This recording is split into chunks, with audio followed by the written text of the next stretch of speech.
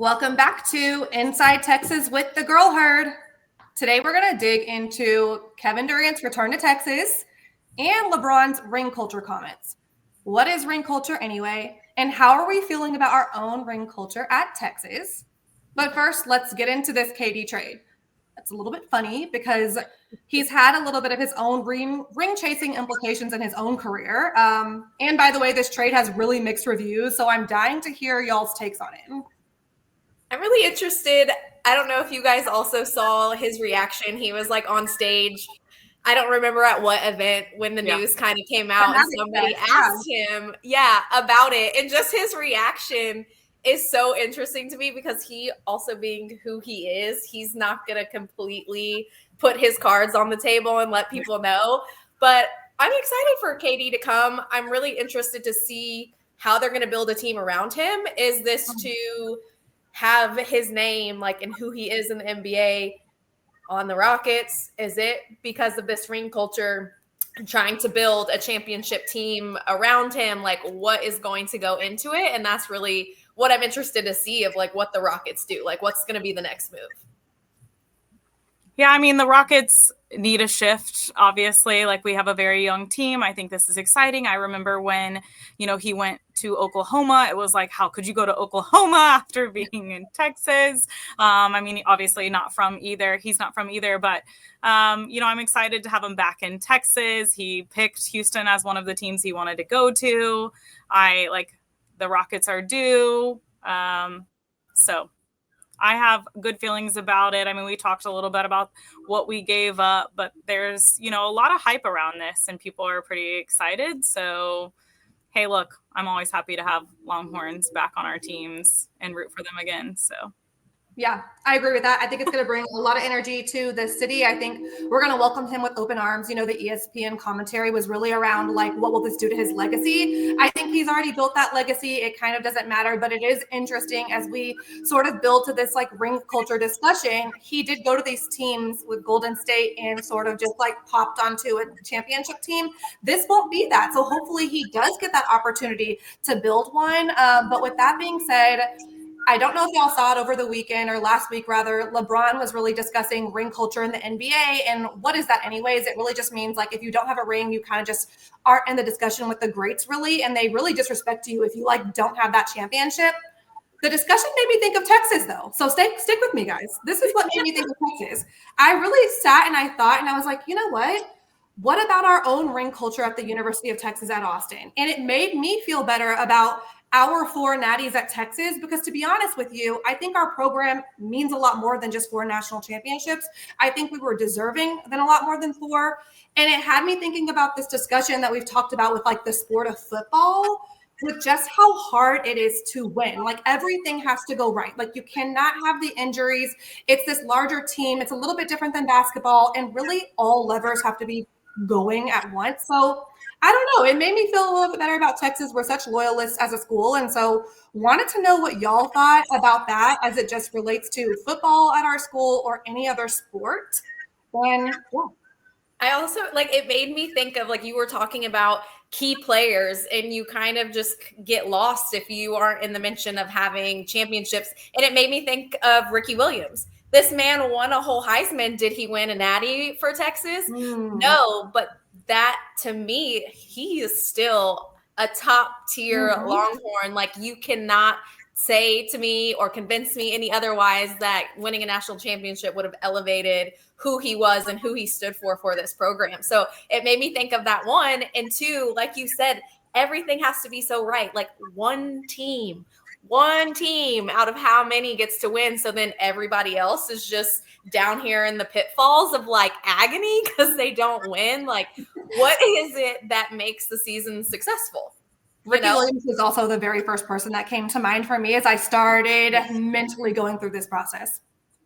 That and Earl Campbell, like the same, like you think about all these people, like, of course, then you go to like Heisman winners. And I went down this rabbit hole of like looking at Heisman winners, and of the 75 years of the Heisman, only 12 of them have also won a national championship. So I was like, it's so true that like we talk about certain players at all different levels and all different sports. And like, it doesn't immediately mean whether you have a ring or not. Right. So it does make us feel a little better. Like we could think like Texas is still relevant. Like it's still like you're still there. Texas is still something that's talked about.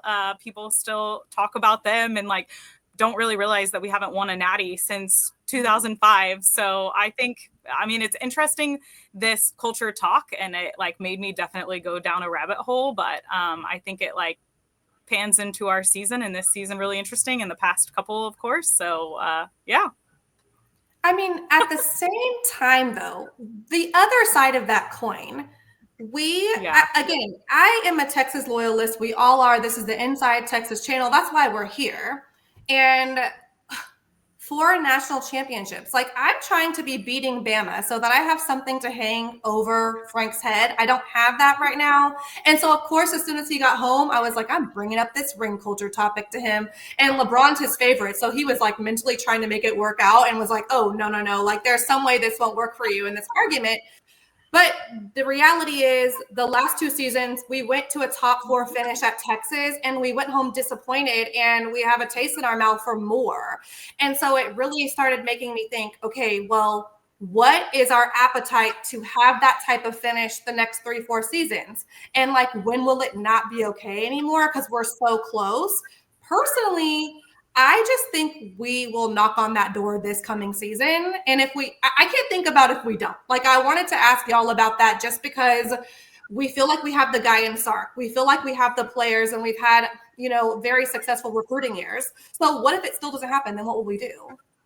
That's a good question. But like you, I feel like this is the year that I feel most like we're going to do it. Right? After all of the things that we've seen around the team, Arch is going to these camps in St. Louis with Wingo, and all of this like culture that's been created. We have those players, like you said, that are in place, and there's just this momentum that has been building and building and building. And I feel like if it doesn't happen, who will it fall on? Is it going to fall on Sark? Is it going to fall on Arch? Is like, what is going to happen, and who is going to quote unquote take the repercussion? Because at the end of the day, if we get to the same place, it's still a very productive winning season. But again, chasing the ring and chasing the natty, we have this taste for it because, Michelle, you said Texas has always been relevant. Even if if not doing so hot in the least, we're still relevant. Everybody still knows our name. So then even too, that makes me think of, if we do start winning and become a program like the Bamas, where we're consistently year after year winning these championships, then what? What happens to our relevance? Because we're already, is there room for us to even go above that? Well, I think that's yeah, go ahead. No, I was just going to say that also, like, you have the portal now. And what else came to mind was, unlike the NBA, where again, this is hung over these players' heads. We just talked about KD and his career and how he landed at Golden State and then got his title there. And it's a lot more respected if you just like don't build these super teams or whatever. The other side of that is you have someone like a Michael Penix Jr. who like went to 3 schools, ended up beating us in 2023, and nobody says anything in this sport. Is it because it's still new, or is there going to be pressure on a Sark because you're dealing with the portal, you're dealing with all new rosters? Our school less so because people are more so coming to us. But I'm also curious about like, how important will it be as the sport continues to develop? Which sounds literally crazy to say, but it's just the facts.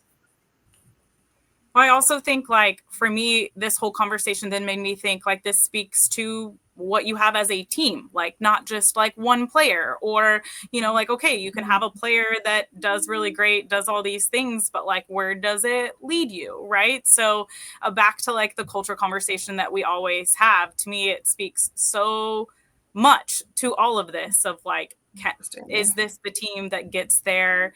Do we have this, not just because of one player or another, but like how they're interacting, how they're playing as a team. And of course, we won't know that until the season starts, but you want to feel good about it. You're optimistic about it. I wanted it for the teams back, both 2 years. But yeah, like, I think it's also, like you said, not being around one player.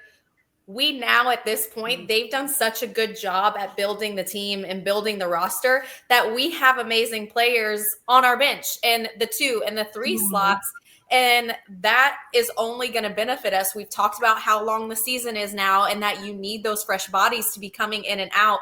And that's something I feel like we didn't necessarily have the last couple of years. That is a transition into this team. And now that we really see what Sark is doing and the team that he's creating, I think this is a full team of like people that he's consistently brought in. So what's only going to happen now as they continue, as we've seen in the 2026 class and the people that the kids that they're trying to bring in, it's just only going to elevate us, and we're going to have that depth that these national championship level teams are having. Yeah, I think in everything that you're saying lends itself to, there seems to be a sense of urgency right now. And I love that because I think it means we're so close. And we can go on and on with this, and we will continue. But first, now let's hear a word from our sponsor, Luxe Kitchen and Bath. This video is brought to you by Luxe Kitchen and Bath. Luxe has been offering high-end kitchen and bathroom remodels for 3 generations throughout the greater Austin area. With 5-star review after 5-star review on Google and Facebook, and an A+ rating from the Better Business Bureau, you can put your faith in Luxe Kitchen and Bath's award-winning designers and skilled craftspeople to bring to life that dream vision of your special home. But that's not all. Luxe's all-star team provides full remodels, large additions, and even commercial build-outs as well. So call Luxe Kitchen and Bath at 833-358-LUXE today. Or visit luxekitchenbath.com to discover where quality meets luxury and begin the process of transforming your home. Get a free quote today by calling 833-358-LUXE. That's LUXE. Or by visiting luxekitchenbath.com.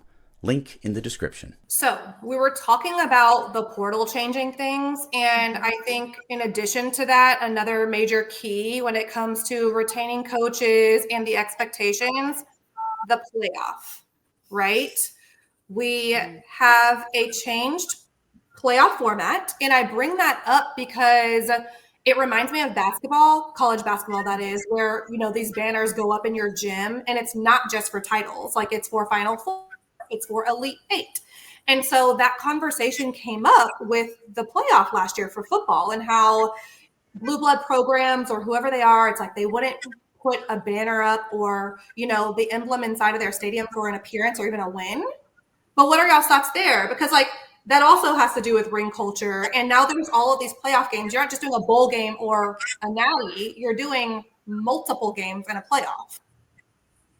Well, it made me think about it when you said there feels like there's an urgency now, because it's like, okay, now we've done this, we've made it to the playoffs, like then what? Like it's all leading to this national championship, and when are we going to get it, and what's going to happen, and are we going to make it there, and then are we going to win, and like whatever. And I think to that effect, like exactly what you're saying, like every other sport, like also, but like how many games are there now, right? Like we've talked about this, what this landscape looks like and how it's similar to other, you know, NFL and like other teams and sports as well, and how exactly like making it to those is a big deal, and all of these rounds that they have to do. But all of a sudden football, if you don't make it to a natty, then what?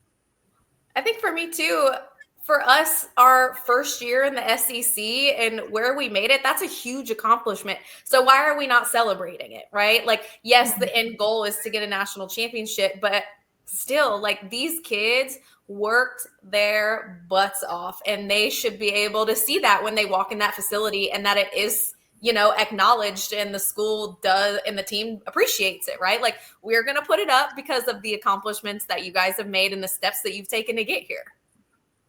I think that goes into expectations of Texas fans, because True. I'm very conflicted right now, and I'm getting uncomfortable with the conversation, because I'm like, yes, we're happy with how they did, but like, no, I will only ultimately be happy whenever we get what we deserve and have worked for, what this team has worked for, not me. I mean, I show up to the game and I rah, but what this program has built up and worked for, and vindication for 08 and 09. Like, I'm still waiting on that. I know y'all are too. Yeah. So where do you fit your expectations in and temper them or build them up? And I feel like that's also a great question for Sark, because mentally, I'm sure he's sitting right there too with the same conversation. Yeah, like, I mean, yes, like Angie, yes, like we all have celebrated. We're excited. Like first year in the SEC, look how well we've done. Look how well all of our sports have done. First of all, year in the SEC. Like I am very proud of my team and my university, but I like feel like it's much like the ring, culture talk of like, okay, but you didn't win a natty in football, so like, what is your team really, right? Like, how is it going to be? How long will coaches stay on if they're not getting to that level? Like what, like it would be very curious, like what is Sark's end game? What is he working towards? And is it enough for him and these players? You have the players in the portal, like back to that conversation. Are we going to start losing players because we're a team that keeps making it to the Final Four and not the natty? And you could speculate all sorts of things, and it'll be very interesting, like what comes of this as well. But yes, I'm very proud of my team, but do I want a natty? Of course. Like, I know. I was like so ready for your thoughts on this specifically, Michelle, because I know you like want it so badly. And it does scare me a little bit to think about the new landscape and, like you mentioned, what Coach Sark might be thinking, or anyone, right? It really does feel like every single year you build the roster to win, and then you're starting all over just because of the new external aspects of the game. And it's not like 2001 where you've got Nick Saban doing this long stint at one school. Not that he was there in 2001. He probably totally wasn't, but y'all get what I'm saying. Yes. And that makes me think of like, what are Sark's goals? Like, what does his goal sheet look like outside of winning a national championship? And how does he stay motivated year after year? Like, we got to the same spot. Great. Like, am I proud? Am I not proud? Like, how are we going to continue to stay motivated and stay like energized in this facility to keep that momentum and that drive and that culture the same if we keep getting the same outcome? Well, the outcome is we sent a record of players to the league. So again, like this conversation, it scares me a bit because it's like, well, they are getting their goal. Like this kid's goal is to go to the next level. And yes, obviously put banners up for the school, but at the end of the day, they're here for a short amount of time, and seemingly that time is getting shorter with all the options available. So Angie, I don't know how much that would change or impact them. When I was ready for Angie to say this about like donors and how like what happens with Texas. And like, I think that's again, also why we feel the urgency. And of course we want our team, we have the expectations, but it's also like, look at our carousel of coaching staff that has happened in the last few years. And so you think like there feels like that urgency to be like, look, we love Sark. We want him to stay around, like make it to that natty so we can like not, have a change again as well. And so you don't know, like fans want what they want, donors want what they want. So you don't know how long you have, but we should be proud of the double years of top NFL, yes. And I'm so curious, since you mentioned boosters, because that's not something that I've really paid much attention to. And I think it is because of the oncoming dollars with NIL. I think as a head coach, I like this landscape better because I bet they do have a little less power and voice than back when we were in college. And it's like, you're looking at the field and you're wondering about some of them decisions. And it's like, well, them boosters. I remember us saying that all of the time, like the booster, like we appreciate the money that you are giving to this program, but we need for you to stay in your lane and sit down and not be influencing the decisions of what's happening on the field. But I think it also brings up another conversation of with them trying to kind of like enforce this cap and what that means. And is the landscape going to go back to, okay, cool, we have this cap. Now all these under the table things and trends are going to start to come back. And what does that mean, right? Like when everybody gets on an even playing field, how are you then going to set yourself apart? And is it going to go back to some illegal activity? And we don't know, right? Like that's the question that's happening. That's what's out there. Like what's going to happen next? What does this mean for each team? How is this going to play, whether you're in, SEC, Big 12, like whatever, right? So it'll be very curious what's all happened, but, I feel like it's the most exciting time for college football ever. We're going to get to all see it unfold live for 2025. And I know we're big on Texas and that national championship and keeping Sark, by the way. Let's get him this natty. He can't go nowhere. There was already rumblings of it from last season, some rumors. And so I hope that he knows that, you can't go to the NFL. Please stay with us because things have been amazing so far with your tenure. But yeah, curious y'all's thoughts on ring culture and all such as that. The Katie trade. Let us know in the comments. And wait, I have one more question for you guys. Okay, so we talk about potentially Sark, right, going to the NFL. One, there's been all this talk already, right, about Arch and being a top draft pick for next year. Which brings me back to players that have had a huge legacy for our team, right? And that last person being Vince Young, last one to win a national championship. Do you guys think, is Arch going to be the next VY in terms of leaving a legacy, or will his legacy be greater? My mom said it to me last week. She said that Arch has the opportunity to be the greatest quarterback to ever come to Texas. And I think that's what will end up happening for sure. Like, no doubt.